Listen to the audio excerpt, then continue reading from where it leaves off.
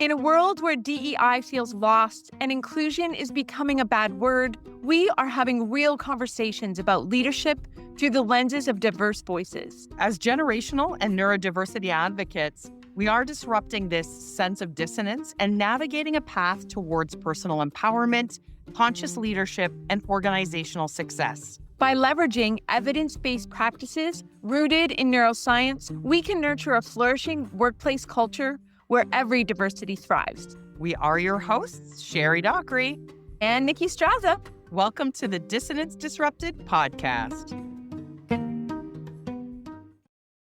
Hi, I'm Nicki Straza. I am a certified flourishing facilitator and coach who specializes in helping different generations get along at work. And I'm Sherri Dockree, an ICF certified coach, facilitator, and leadership consultant specializing in ADHD, neurodiversity, and well-being for leaders and executives. All right. Welcome back. We're glad that you're joining us today. Nicki and I are here to welcome you once again to the Dissonance Disrupted podcast. Hi, Nicki. Hi, Sherri. How are you doing today? Good. How are you? I'm glad to be here. Awesome. We're very excited because we're back to talk again today about, we're really today going to be doing some conversation about well-being, but we're really looking at that element of neurodiversity and generational diversity that is another one of those, or two more of those layers to diversity that is often showing up in the workplace, but also just to recognize that it's a complex issue. And when we're thinking about what's happening in the workplace, these are two really, really important ones that we like to be able to talk about and really investigate. What are people's experiences? What are the learnings that we already have? But also, what are the learnings that are out there for us? So today we're talking about well-being. And I kind of wanted to start off with a little bit of a question that maybe will help narrow a little bit, because this is such a big topic. But when you think about well-being and you think about in the workplace, what does that mean to you? Like, what does that actually mean for you as, say, a team member, a leader, or an employee, whatever that looks like, even a subcontractor or contractor, as you and I both do? What does that look like when we're talking about well-being at work? Well, I love that question. And the two things that kind of come screaming to the front is, well, the first thing is the tension around that, which is, are we talking about my well-being or are we talking about the well-being of the organization? And sometimes those two things are opposite or opposing. In fact, I have worked in workplaces where my well-being didn't matter and the well-being of the organization was the only thing that did matter. And I paid the cost for the well-being of the organization.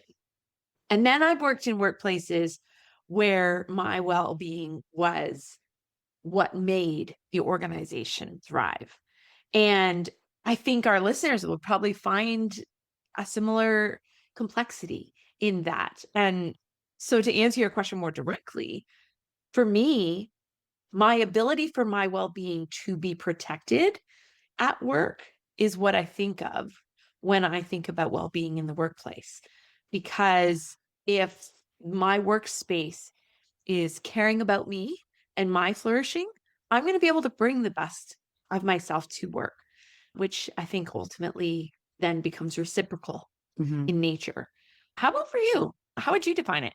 Yeah, it's really interesting because as you're talking, I have this image that's popping into my head, but I'll come back to that because I think when I'm contemplating well-being, it's the recognition that there are some specific qualities to the environment that actually create negative impact on me. And there are qualities that create a positive impact on me. And I feel as though it's my ability to know what they are, articulate that, but also seek that out for myself in the work. Like, I feel it's so important for us to own that, because for me to imagine that an employer or an organization can possibly get inside my head and understand what is going to be positive and healthy for me is pretty much next to impossible. And so I really think it's my own knowledge of myself as well as that ability to advocate for it that sort of is at the top of it. And it's funny because so coming back to what was coming to mind, the first thing that popped up when you said that was I can see Maslow's hierarchy in work Yeah. and thinking about that base level of safety, as you talked about. I have to be safe. I have to be, able to just come and not be under stress. But then what's the next level? And so I'm curious, do you see that as levels as well? Well, I think if you actually think about the fact that work for most people are the means through which basic needs are cared for employees and for team members, I do think it applies. And I love that association because I'm not sure that I've necessarily layered it over that way. Like, I think I see how that plays together, but it'd be interesting to kind of play around that idea of what might those levels look like at work. But I think what I do think is important is that you don't put the cart before the horse.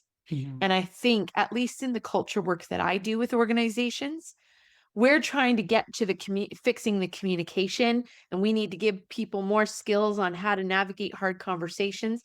And we haven't addressed the safety, Yeah. right? So, you know, I do think there are levels, and safety and trust and all of those things layer on in order to create a flourishing workplace where well-being is protected and where people can truly thrive.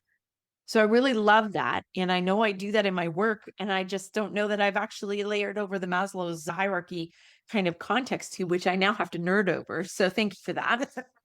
Glad to help, glad to help. Yeah, and as you're talking about that safety and trust piece, and let's pretend for a minute, like we start at that base layer of safety and trust.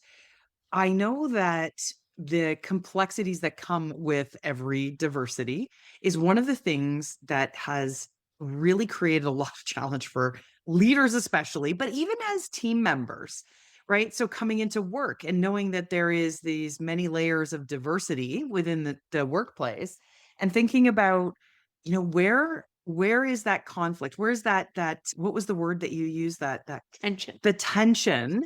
So where do you think that tension is showing up, especially for that generational piece that you're talking about when it comes to, and I feel like I can almost anticipate some of your answer here, but it does beg the question, right? So generationally, well-being is a completely different animal from one to the next. How do you Right. address that? Well, I think the first thing is to acknowledge that how each generation defines their thriving and their well-being is different. The belief on who is responsible for that thriving might be different across generations. The fact that well-being even belongs at work might be a difference in opinion or attention or how that shows up, and I see it probably most plainly in the language. Mhm. We talk about respect, for example, in the workplace. Like, if we had a respectful workplace, we might have well-being in the workplace. But for our boomers and Gen Xers, for them, respect was defined as honoring your title. Positions had authority. You respected authority. Compliance was a demonstration of that respect. And so they grew up in an environment where that shaped their definition of respect. Younger generations see mutuality and your willingness to use the pronouns I ask for and to see my uniqueness with my tattoos and my brightly colored hair or whatever might be, how I express myself is preserved, protected, and honored. And that mutuality of, if you respect my expression of my authenticity, I can reciprocate that to you. That is, alongside with equity and justice, is very much informs younger generations' idea of what respect looks like. You don't pay one person this amount and pay another person a lesser amount for the same job. That is not respect. Mhm. right? Whereas merit or credibility or tenure may have informed that decision for older generations differently. And so it often shows up in this language. And unless we are doing the work of getting to know our individuals and understanding what it is they need and giving them space to advocate for themselves and to hear, I don't know that we can even start down that journey because the one size fits all plan of well being no longer works in the workplace. It's not about pizza parties and perks. It really is about, do I understand the individual in front of me and what they need? And that speaks back to your point earlier. Are we, as team members, doing the work to understand what we need and Mhm. having the courage to ask for it and to advocate for that with respect and with understanding that maybe all my needs can't be met? But what does that compromise look like? And what does accommodation and support look like when, I've come up against a wall or come up against something that I need more and I can't get, Mhm. and that's the tension and the rub again. Yeah. For you in neurodiversity, you probably see some tensions around workplace culture and workplace well-being as well. What does that look like for those who are navigating neurodiversity? Yeah, it definitely has a similar and yet slightly different complexity to it in that I agree with, you know, or I recognize the alignment with, how that communication is happening. Because as someone who maybe is autistic, the communication is going to have different levels of reading body language, for example, right? So where, someone may be communicating information and looking to read body language from a person who is autistic, they may not get that in the same way that they're expecting. And so then how are they behaving? What's the response then of that person who thinks that maybe they're not being understood, they're not being listened to, and maybe not being respected? Where the person who is in fact neurodivergent might be thinking to themselves, Why are they being so insistent with me? Or why are they being so intense? Or, why do they keep repeating themselves? Or, they may be asking those questions about a set of behaviors that don't make any sense to them.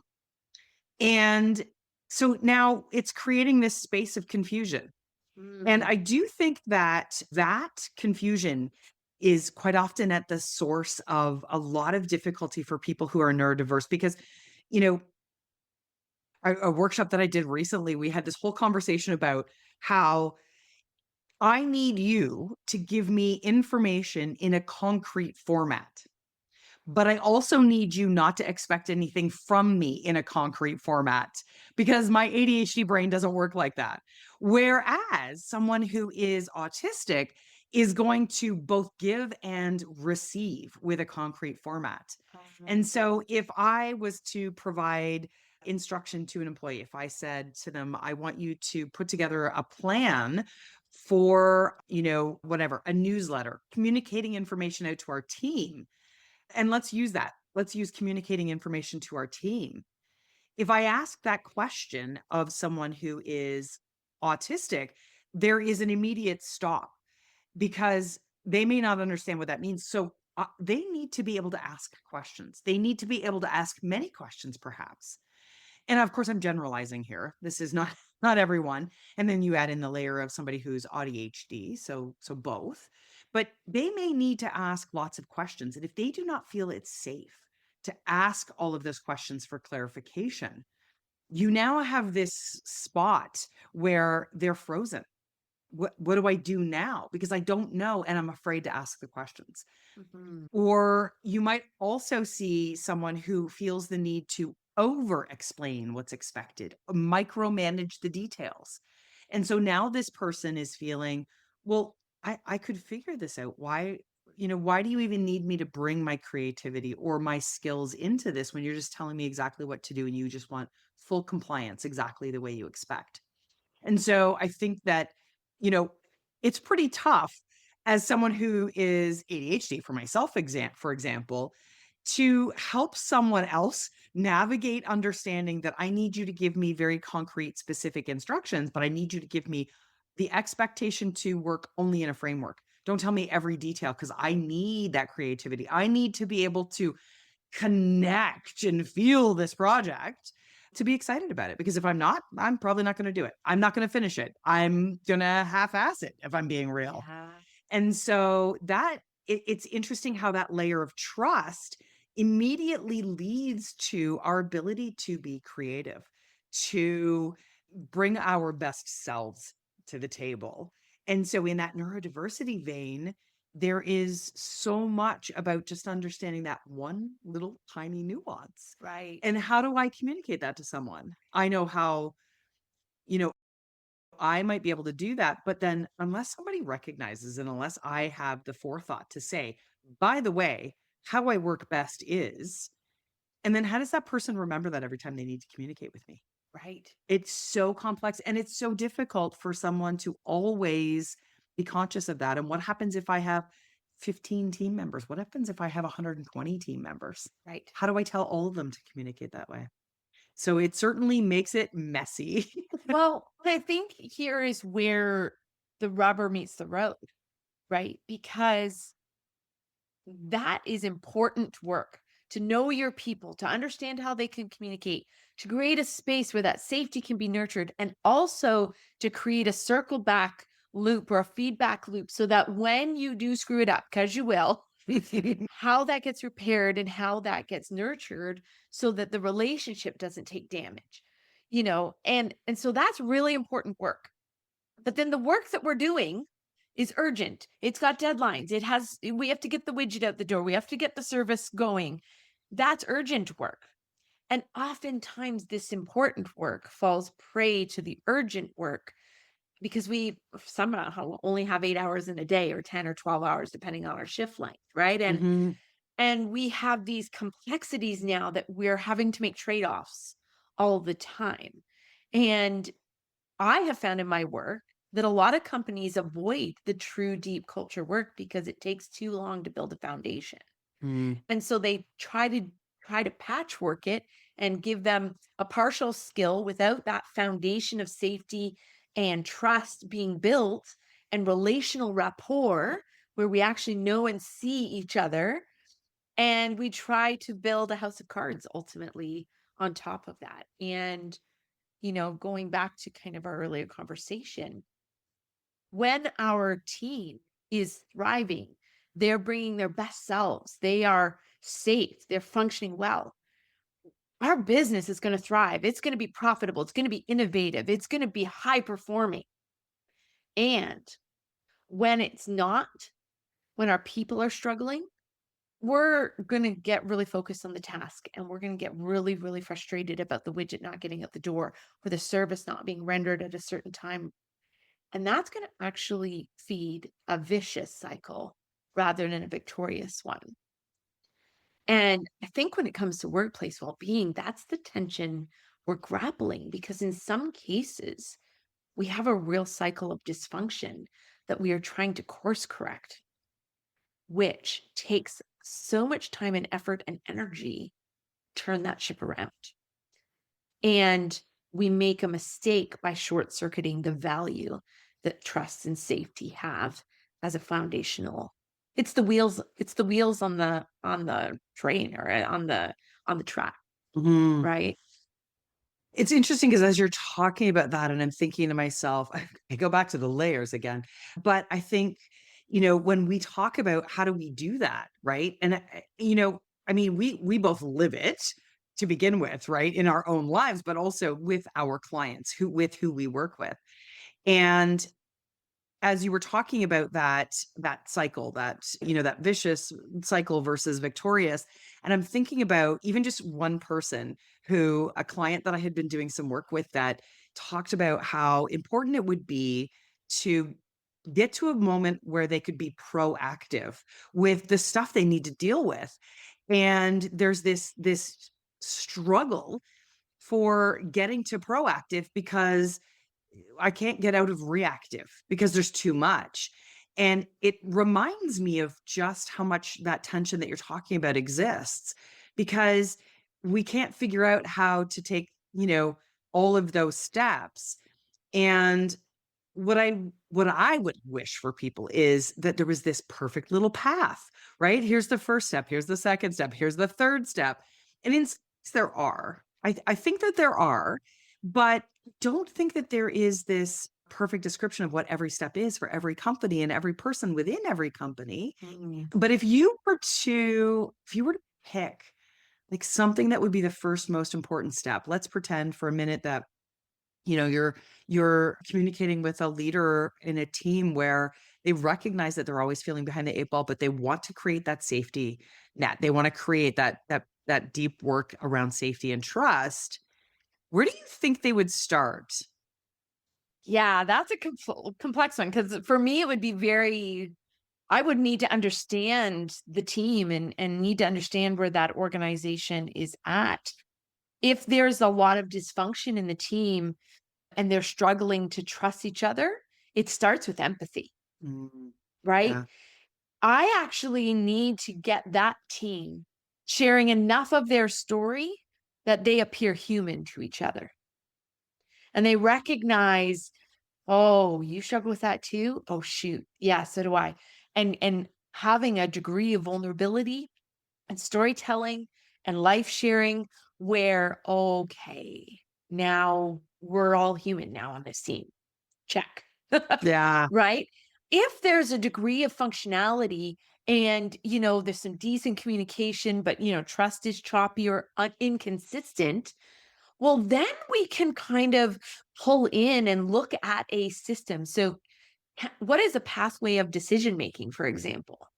And we could actually collaboratively look at a system and talk about how trust, communication, decision making patterns, the flow of work actually works. And through the dissection of a workflow, unpack the barriers, the loops, where the feedback loops are missing, where the breakdowns in communication, where the assumptions are happening. So we can use some real work to kind of unpack and explore the opportunity, right? But that has to be very tailored to the group that you're with. And I mean, there's lots of other ways that you anchor it, but empathy leads and compassion leads to safety, and safety done consistently leads to trust, and trust when practiced consistently produces a culture where feedback, communication, and all of those other kind of pieces that the skills we really wish our people had,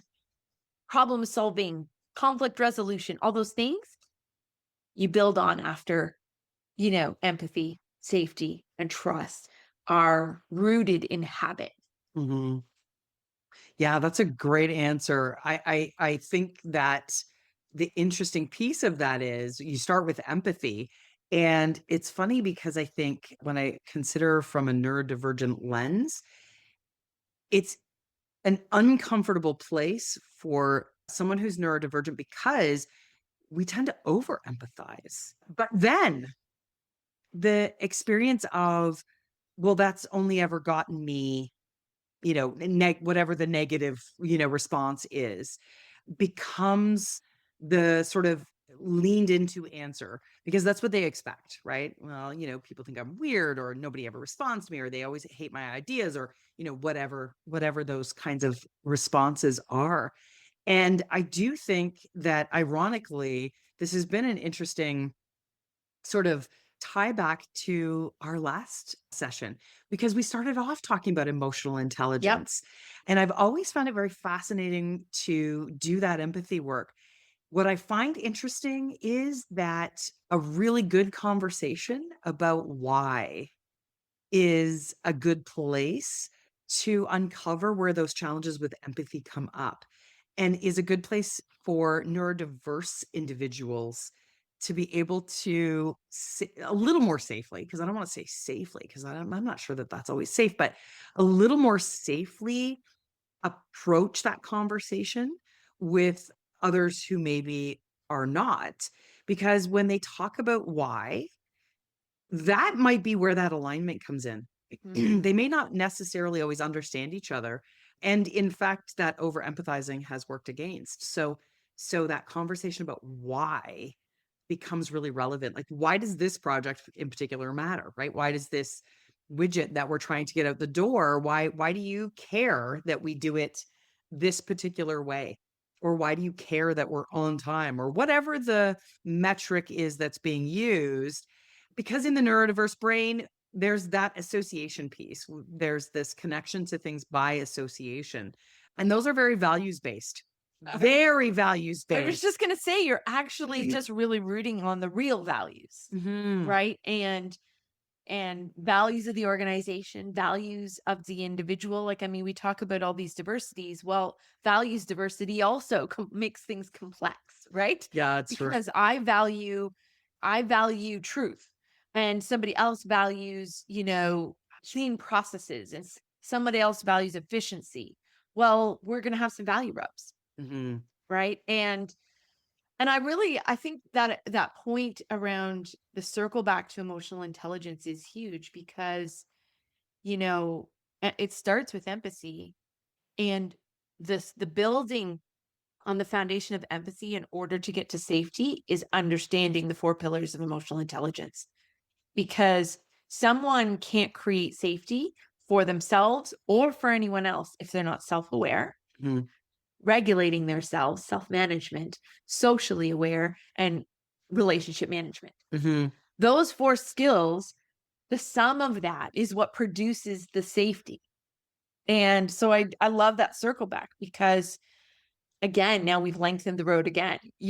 Oh wait, we got to go from empathy, then we have to go to emotional intelligence, then we might hopefully get to safety. Now we got a whole lot more, things. But I think that's the journey of it, is production can happen while all of this is going on.